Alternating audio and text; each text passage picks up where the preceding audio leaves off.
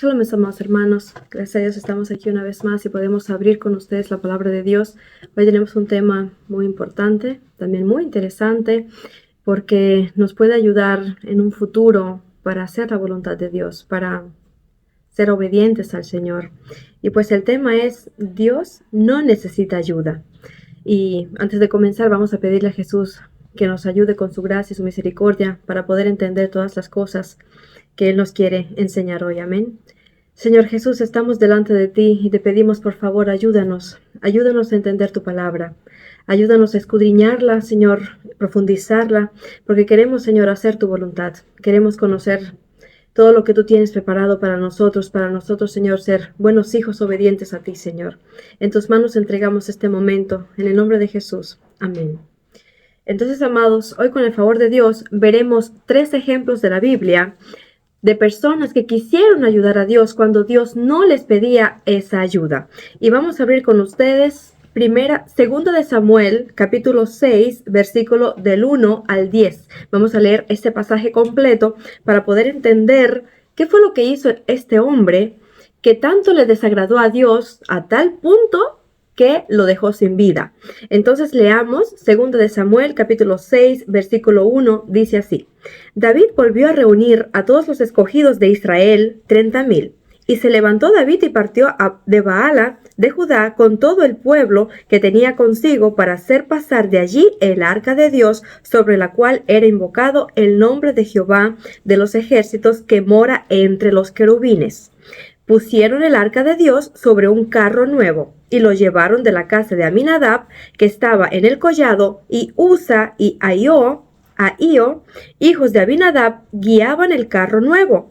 Y cuando lo llevaban de la casa de Abinadab, que estaba en el collado, con el arca de Dios, Ahío iba delante del arca, y David y toda la casa de Israel danzaban delante de Jehová, con toda clase de instrumentos de madera de haya, con arpas, salterios, panderos, flautas, címbalos. Cuando llegaron a la era de Nacón, Usa extendió su mano al arca de Dios y la sostuvo, porque los bueyes tropezaban. Y el furor de Jehová se encendió contra Usa, y lo hirió allí Dios por aquella temeridad, y cayó allí muerto junto al arca de Dios. Y se entristeció David por haber herido Jehová a Usa, y fue llamado aquel lugar Pérez Usa hasta hoy. Quiere decir quebrantamiento de Usa.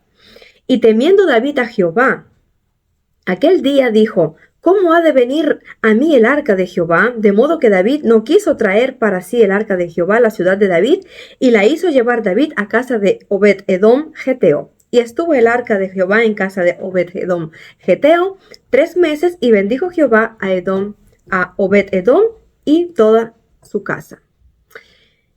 ¿Qué sucedió? ¿Qué es lo que vemos? David, de buen corazón, con corazón sincero, reunió a todo el pueblo para trasladar el arca de Dios del lugar donde estaba hasta una casa, un tabernáculo, una tienda, como dice, para poner el arca de Dios. Dice, porque la presencia de Dios vivía entre los querubines, y ahí pues ellos buscaban la presencia de Dios.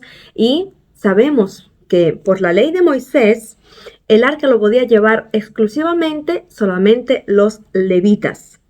Fíjense que después de este suceso, David nuevamente dispuso en su corazón, después que escuchó que Dios había bendecido la casa de Obed-edom, el geteo, donde estaba el arca de Dios, decidió pues llevarla a Jerusalén, al lugar donde él había preparado. Entonces dijo en Primera de Crónicas 15:2, para que se den cuenta que David y los hombres que estaban con él sí sabían cuál era la voluntad de Dios al respecto de cómo llevar el arca del pacto. Entonces dijo David: el arca de Dios no debe ser llevada sino por los levitas, porque en ellos a ellos ha elegido Dios para que lleven el arca de Jehová y le sirvan perpetuamente. O sea, David conocía muy bien la palabra de Dios. ¿Qué fue lo que sucedió? ¿Por qué ellos pusieron esa arca en un carro con los bueyes delante para llevarla al lugar? Sí, según la palabra de Dios, y podemos encontrar en Deuteronomios 10:8, precisamente donde se dice que los levitas tienen que llevar el arca. Vamos a leer: en aquel tiempo apartó Jehová de la tribu de Leví para que llevase el arca del pacto de Jehová. Apartó a una tribu para que llevase el arca del pacto de Jehová, para que estuviese delante de Jehová, para servirle y para bendecir en su nombre hasta hoy. Bueno, hasta aquel entonces, que después, bueno, el templo fue destruido y pues cesaron todos, cesaron la adoración, los levitas, como lo tenían que hacer. Pero ¿qué vemos? Estas personas sí sabían la voluntad de Dios, cómo se tenía que trasladar el arca del pacto. Tenía que ser sobre los hombros de 4 levitas escogidos por Dios para hacer esa función. Pero que decidieron ponerla en un carro, bueno, hicieron una carreta, yo me imagino de madera, y pusieron a bueyes, como decir, ¿no? Pues nuevos, buenos, que no eran intachables, para que llevaran el arca. ¿Por qué lo hicieron así de pronto? Porque un tiempo atrás, en los tiempos de Samuel, cuando todavía era un jovencito, el arca del pacto, los filisteos lo llevaron a Filistea.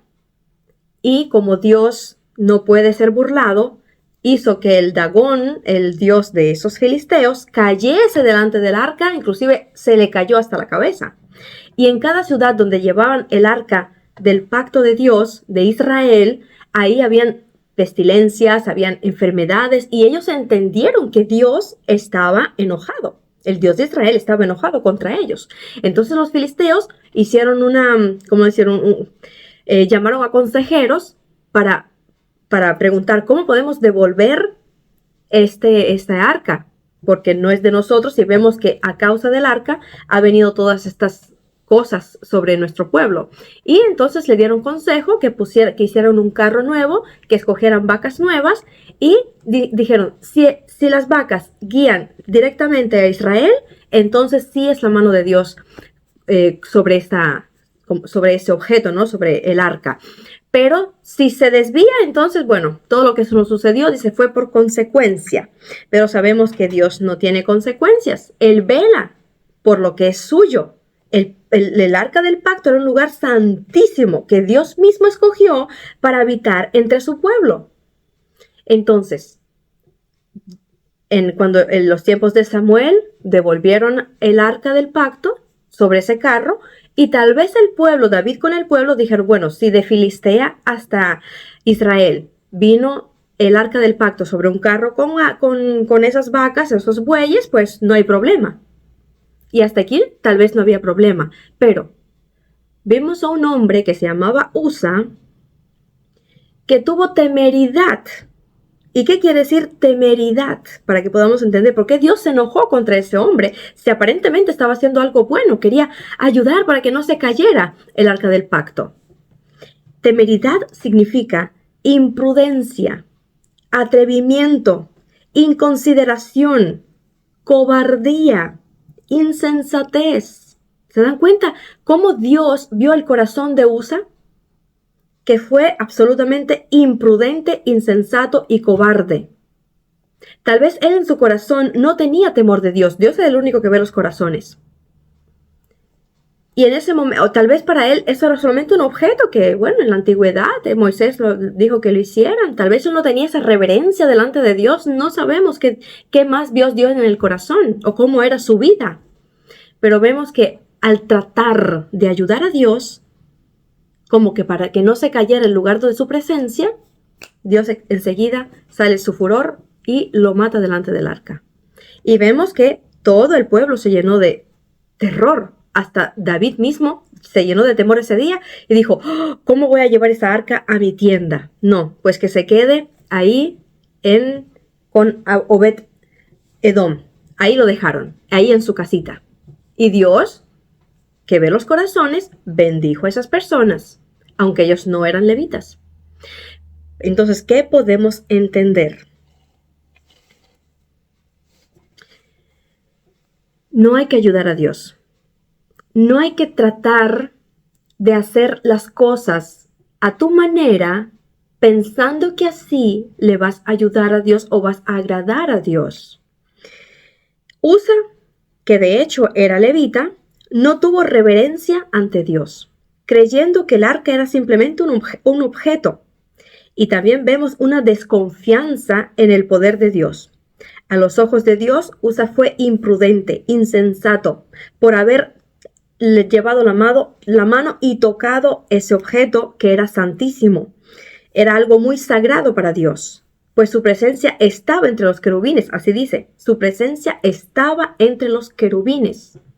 El Dios que no puede, como decir, ni la tierra ni los cielos puede tomar lugar para que Dios pues habite. Él decidió estar entre los hombres precisamente en esa arca. Era hecho de madera, después le pusieron oro, adentro le pusieron el maná, una vasija con maná, la vara de Aarón que había reverdecido y los 10 mandamientos, las 2 tablas de mandamiento que Dios le había dado a Moisés. Era algo santísimo. Y ahí entre los querubines estaba el propiciatorio, donde el sumo sacerdote tenía que poner la sangre del cordero inocente para que Dios perdonara el pecado de todo el pueblo. Entonces vemos que ese objeto era algo santísimo y Usa no tenía que haber ayudado a Dios. Entonces, tenemos, mis amados hermanos, que conocer un principio bíblico. Un principio bíblico que nos va a ayudar para no hacer este error como lo hizo Usa. Principio bíblico, número 1. Si la palabra dice algo concreto al respecto de una situación, como por ejemplo de cómo llevar el arca, era un mandamiento concreto que los levitas tenían que llevar el arca sobre sus hombros al lugar y tenía que estar cerrado. El arca no podía estar hacia la intemperie abierta, tenía que estar cerrado con específicas telas que Dios había mandado. Si hay un mandamiento concreto en esa situación, nuestra única ayuda es obedecer el mandato de Dios. Lo único que podemos hacer es obedecer como Dios quiere que lo hagamos. Si está concretamente escrito, tenemos que obedecer al pie de la letra y no pasar ni a izquierda ni a derecha. Porque Dios no necesita nuestra ayuda, no necesita que supongamos algo a nuestra manera de pensar. Las buenas intenciones, dice, ponen camino al infierno. Por eso no se trata de buenas intenciones, se trata de hacer la voluntad concreta de Dios si tú sabes que en esa situación la Biblia dice esto, esto y esto. Amén. Es un punto muy importante, amados hermanos. Es un principio bíblico por el cual tenemos que vivir. Otro punto importantísimo. Si Dios dijo su voluntad al respecto de algo, debemos obedecer sin cuestionar. Primero es obedecer, cumplir al pie de la letra. Y segundo punto, obedecer sin cuestionar. Vemos aquí un ejemplo, el de Balaam. Balaam quería enriquecerse a costa de maldecir al pueblo de Israel porque Balac se lo estaba pidiendo.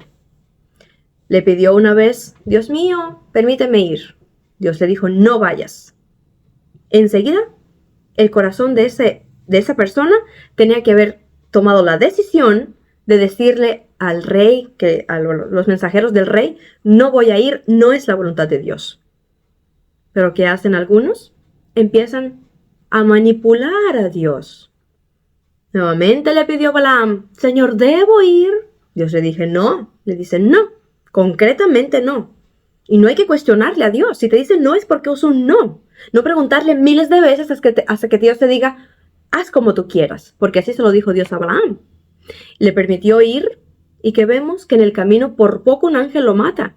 Salvo que Dios permitió que la asna, abriera su boca y hablara con palabras humanas y le dijo, prácticamente le decía, oye, tú eres tonto. ¿No ves que hay un ángel delante de mí que te va a matar a ti? Y Dios hace milagros y dejó estas palabras, esa historia para que tomemos y hagamos conclusiones necesarias. No hay que cuestionar a Dios, no hay que manipular a Dios, no hay que hacer que Dios, una voluntad permisiva. Haz como tú quieres, pero vas a tener tus consecuencias. Como la tuvo Balac, que en fin, Dios permitió que los israelitas lo mataran. porque le desagradó esa, ese corazón que tenía Balac, era muy desagradable para Dios. Entonces, el principio bíblico es no cuestionar a Dios, no manipular a Dios. Amén. Otro ejemplo de la Biblia. La Biblia dice concretamente, no tentarás al Señor tu Dios. ¿Lo dice o no lo dice? En Deuteronomio 6:16. No tentarás al Señor tu Dios. Pero hay personas que tratan de ayudar al Señor. Señor, yo voy a glorificar tu nombre y voy a hacer esto porque en tu palabra dice esto. Si Dios no te ha mandado a hacerlo, ni te levantes, ni intentes, ni lo experimentes. Les voy a dar un ejemplo. Un pastor, eso fue en hechos reales, un pastor de Estados Unidos, de Virginia, tenía 44 años en el año 2011, basándose en el texto donde dice, tomarás en las manos serpientes, y si vivieres cosa mortífera, no les hará daño. Sobre enfermos pondrán sus manos y sanarán. Eso está en Marcos 16:18. Entonces, este pastor, queriendo demostrarle al pueblo, a su iglesia, a los congregantes, que tenemos todo el poder de Dios, y Él nos dijo que íbamos a pisar a las serpientes y aún a lo mortífero y no íbamos a pasar nada, cogió una serpiente que era de esas serpientes venenosas, creo que no lo apunté, cascabel, el cascabel venenoso, la serpiente que es de una mordida la persona se muere prácticamente enseguida. Y delante de todo el pueblo, haciendo ese espectáculo, tratando de ayudar a Dios, demostrar su poder, el hombre murió, mordido por esa serpiente. Mis amados hermanos, no podemos tentar a Dios. No podemos ayudar a Dios. Dios no nos pide que hagamos tales cosas. Otra cosa es que si estás en persecución o estás en una situación como las tuvo Pablo, un ejemplo, que naufragó el barco, llegaron a una isla y recogiendo leña vino una serpiente y le mordió. Eso fue algo instantáneo, eso fue nada planeado, bueno, planeado por Dios, pero no por el hombre. Y que vemos que Dios le permitió vivir a Pablo. Él sacudió la serpiente pues cayó en el fuego y las personas decían, ¿quién es? Es un Dios que ha venido a nosotros, porque normalmente por esa serpiente morían las personas. Pero eso es algo natural, o sea, algo que Dios permitió para mostrar su gloria. Pero no podemos experimentar para ayudar a Dios y pues querer glorificar su nombre de esa manera. Si Dios no te pide hacerlo, no busques cosas que te pueden llevar a tentar a Dios. O como aquellas mujeres chinas, si no, más bien me confundo, ellas eran de China, unas cuantas jóvenes, dijeron, Dios dijo que podíamos andar sobre el mar, y no sabían ni nadar. Reunieron a toda una pila de gente, y claro, cuando saltaron al mar se hundieron, porque Dios no les dijo que hicieran eso. Tentaron a Dios y sufrieron sus consecuencias. No hay que ayudar a Dios, mis amados hermanos.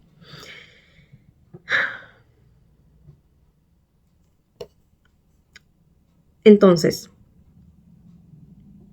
si Dios te dice algo específicamente y te ha mostrado para que el Señor se glorifique a través de esa situación, como un ejemplo, a Elías, no por su propia voluntad, fue a ese monte Carmelo, reunió a todos los hombres, fue porque Dios le dijo, fue porque Dios lo guió.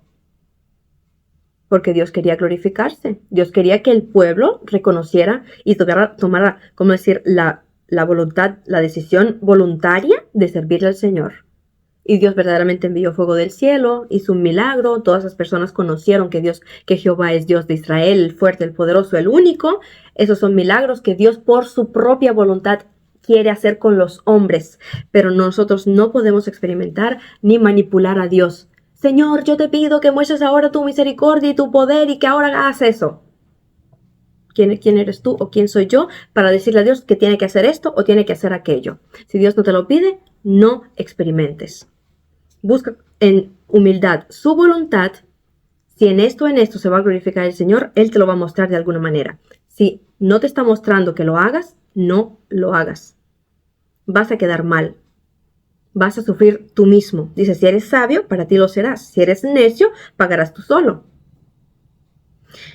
Entonces, amados, otro ejemplo bíblico de alguien que quiso ayudar a Dios y también sufrió las consecuencias, y es la esposa de Abraham, Sara. Dios le había dicho a Abraham que lo iba a bendecir. Y vamos a ir a Génesis. Les invito a que abramos Génesis 15, cómo Dios le bendice a Abraham y le habla que le va a dar descendencia. Y la única mujer que en aquel entonces tenía Abraham era Sara. Entonces Dios, al darle la promesa a Abraham que le iba a dar un hijo o una descendencia, era con Sara. Vamos a leer Génesis 15.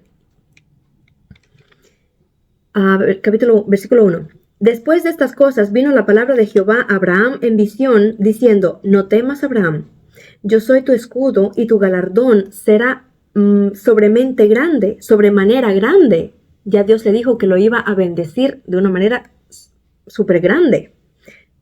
Y respondió Abraham, Señor Jehová, ¿qué me darás? Siendo así que ando sin hijo, y el mayordomo de mi casa es Damasceno Eliezer.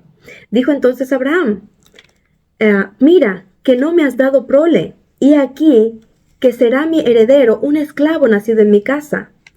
Luego vino a él palabra de Jehová diciendo, no te heredará sino un hijo tuyo será el que te heredará. Y lo llevó fuera Dios a Abraham y le dijo, mira ahora los cielos y cuenta las estrellas, si las puedes contar. Y le dijo, así será tu descendencia. Y creyó a Jehová y le fue contado por justicia. ¿Ya ven? Abraham lo creyó. Abraham pacientemente estaba dispuesto a esperar la promesa de Dios, el cumplimiento de la promesa de Dios. Sara también tuvo fe. Sara también lo creyó. Pero al pasar el tiempo, se empezó a desesperar porque era vieja ya. ¿Y qué vemos? Que hizo un error. Quiso ayudar a Dios y vamos a leer el capítulo 16, el versículo del 1 al 6, dice así. Sarai, mujer de Abraham, no le daba hijos, y ella tenía una sierva egipcia que se llamaba Agar. Dijo entonces Sarai a Abraham, ya ves que Jehová me ha hecho estéril. Te ruego, pues, que te llegues a mi sierva, y quizás de Sarai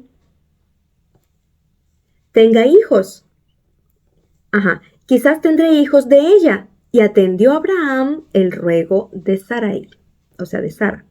Y Sara, mujer de Abraham, tomó a Agar, su sierva egipcia, al cabo de 10 años que había habitado Abraham en la tierra de Canaán, y le dio por mujer a Abraham, su marido. Que vemos, 10 años esperaba Sara, pero no veía el cumplimiento y se desesperó. Y le dio por mujer a su sierva Agar. Y él se llegó a Agar, la cual concibió, y cuando vio que había concebido, miraba con desprecio a su señora. Aquí comenzaron los problemas. Entonces Sarai dijo a Abraham, mi afrenta sea sobre ti. Yo te di mi sierva por mujer, y viéndose encinta, me mira con desprecio. Juzgue Jehová entre tú y yo. Y respondió Abraham a Sarai, he aquí, tu sierva está en tu mano. Haz con ella lo que bien te parezca. Y como Sarai la afligía, ella huyó de su presencia. Vemos que Agar, como decir, pues empezó a mirar con desprecio a su ama, porque en ese caso Sara era la ama de esa egipcia, porque el faraón le había dado como sierva a esta mujer. Le empezó a mirar con desprecio, y como Sara la afligía, porque no iba a permitir que una sierva le mirara con desprecio, decidió la mujer irse. Vemos que Dios tuvo misericordia, envió a un ángel que la volvió para atrás, le dijo que de ella iba a haber también una grande nación, que precisamente Dios también bendijo a los hijos de Ismael, pero que vemos que por esa ayuda que le quiso dar Sara a Dios, surgieron dos enormes pueblos y uno está siempre con guerra contra el otro. Lamentablemente, un error tuvo, como decir, sus consecuencias en todas las generaciones. Y no es que queremos ahora juzgar a Sara, porque nosotros muchas veces nos desesperamos y cuando Dios nos dice, espera con paciencia, yo te voy a dar esto, y la persona empieza a buscar, empieza a desesperarse. Ay, Señor, tal vez esto, tal vez aquello. Y empezamos a ayudar a Dios y Dios nos dice, no me ayudes. Tú confía. Le creyó Abraham a Dios y le fue contado por justicia. Créeme, yo te dije, yo te lo prometí. Dios es fiel. Espera con paciencia. Dios, de todas formas, cumplió su promesa a Abraham y le dio a Isaac. ¿De quién? De Sara, porque esa era la voluntad de Dios, que fuera un hijo no de esclava, sino un hijo de la libertad, como ya después lo es Pablo en Gálatas. Dice, somos hijos de Sara, somos hijos de la libertad. Pero luego tuvieron que tomar una decisión aún más fuerte, porque ya cuando Isaac estuvo creciendo, Ismael, el mayor, el hijo de Agar, tal vez pretendía ser el único, pretendía tomar el lugar de Isaac, porque era el primogénito a los ojos del pueblo. Y le habla Sara nuevamente a su esposo y le dice, expulsa a la mujer con su hijo. Aquí pues Abraham consulta con Dios y Dios le dice, escucha a tu esposa. Fíjense qué interesante que no dice que cuando Sara habló con Abraham acerca de que tomara a Agar, que Abraham consultara al Señor. No lo dice la palabra de Dios. Dice que escuchó la voz de su esposa y tomó a Agar. Y ella concibió de él. Tal vez Abraham también vio esa oportunidad. Dije, bueno, así salimos de esta desesperación, porque somos viejos, queremos tener hijos. Pero Abraham esperó 25 años hasta que naciera Isaac. ¿Ven? Dios es fiel.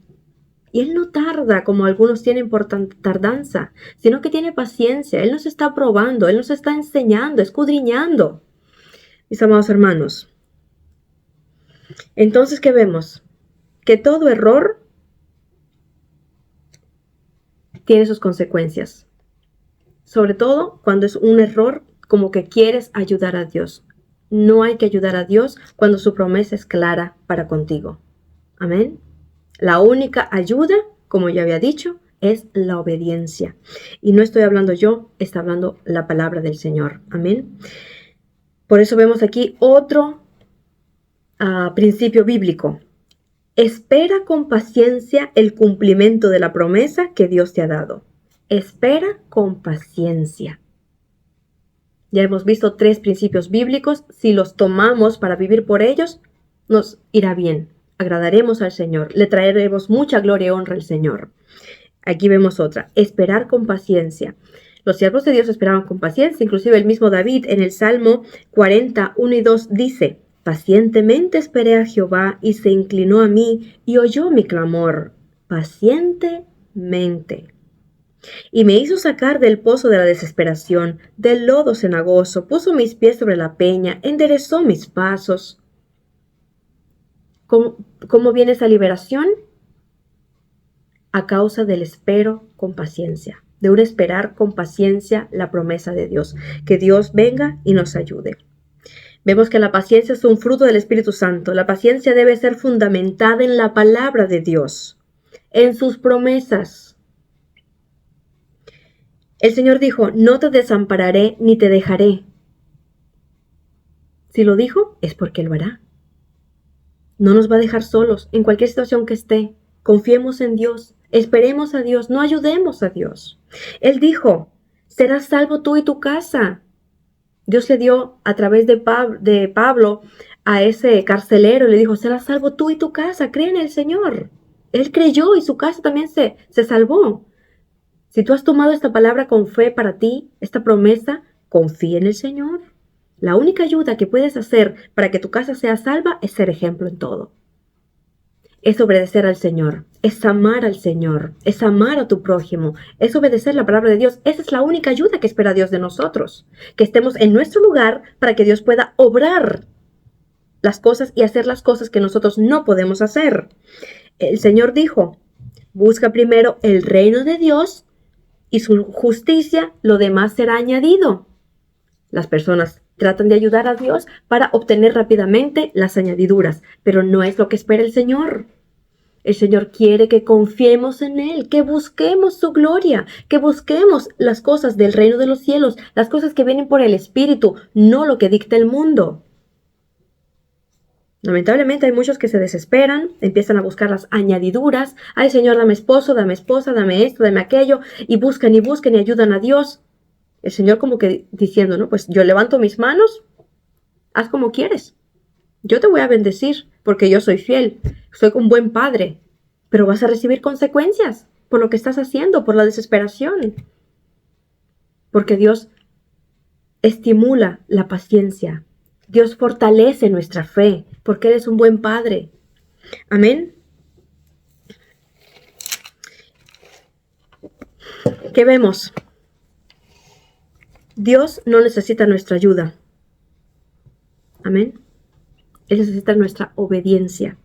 Si esperamos en Dios y confiamos plenamente en Él, Él pondrá a la persona adecuada en el camino cuando se trata de entrar en matrimonio. Muchas personas, muchos jóvenes se desesperan y andan buscando, en vez de estar involucrados, como decir, poniendo su mente en la predicación, en lo que está diciendo el pastor, en las necesidades de la iglesia para ser un buen discípulo de Cristo, su mente está, esta chica, a ver qué es esta chica, a ver si es este chico, a ver si me mira, si no me mira, si me gusta, si no me gusta. ¿Vas a confiar en Dios o no vas a confiar en Dios? ¿Quieres ayudar a Dios y buscar a tu manera? Búscalo, vas a caer en un error y vas a pagar tú mismo porque eres necio. Pero si vas a esperar en el Señor, Él pondrá a la persona correcta en tu camino. Él es fiel. Él es fiel. Amén.